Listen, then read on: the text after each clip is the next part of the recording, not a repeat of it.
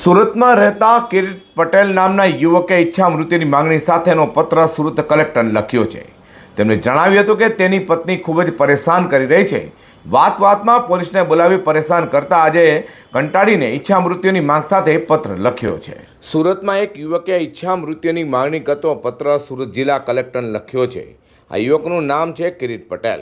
યુવકે જિલ્લા કલેક્ટરને અરજી કરી ઈચ્છા મૃત્યુની માંગણી કરી છે.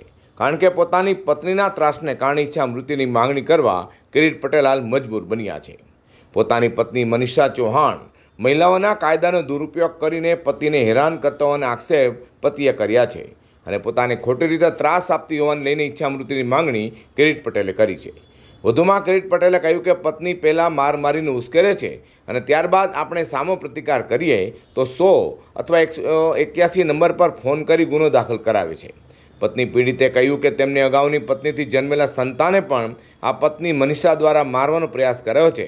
પત્ની અને પતિ બંનેના ત્રીજી વખત લગ્ન થયા છે. નામ પટેલ કિરીટભાઈ છે. મારી ઘરવાળીનું નામ મોનિકા ચૌહાણ છે. તો આજથી 10 મહિના પહેલાં મારા મેરેજ થયેલા અને પછી મને અસત્ય ત્રાસ આપતી હતી. તો સ્ત્રીઓ માટે જે કાયદો છે 181 ને 100 નંબર, પુરુષ માટે કોઈ કાયદો નથી. તો પહેલા મહિનામાં મેં અરજી દાખલ કરેલી લૂંટે દુલ્હનની. એના અનુસંધાને કોઈ કાર્યવાહી થઈ નહીં. આ દિવસ સુધી કોઈ કાર્યવાહી થઈ નથી. અને હમણાં મેં 21 તારીખે જે અરજી દાખલ કરી છે, જે મારા દીકરાને મારી નાખવાની અને ગળું દબાવીને કોશિશ કરી હતી, એના અનુસંધાને નિધિ ઠાકોરે મને આશ્વાસન આપી 307નો ગુનો દાખલ થશે, હાફ મર્ડરનો, એ પણ દાખલ થયો નથી.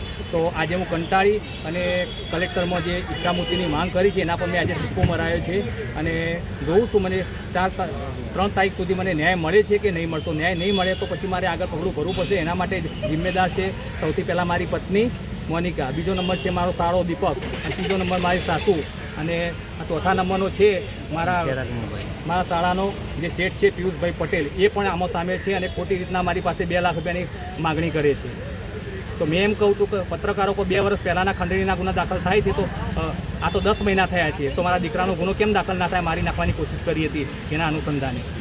તો મારી એક જ માંગ છે કે મને ન્યાય અપાવો.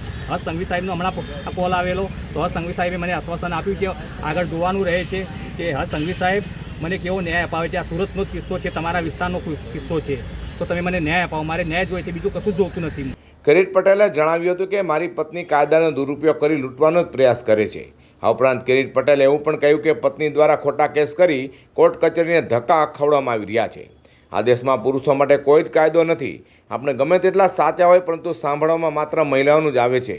હું ન્યાય માગવા માટે પોલીસ કમિશનર અને કલેક્ટર કચેરીએ જાઉં છું, પરંતુ મને ન્યાય મળતો નથી. તેથી ઈચ્છા મૃત્યુની માંગણી કરું છું અને જો મને 3 દિવસમાં ન્યાય નહીં મળે તો આપઘાત કરવાની ચીમકી આજ રોજ તેને આપી છે.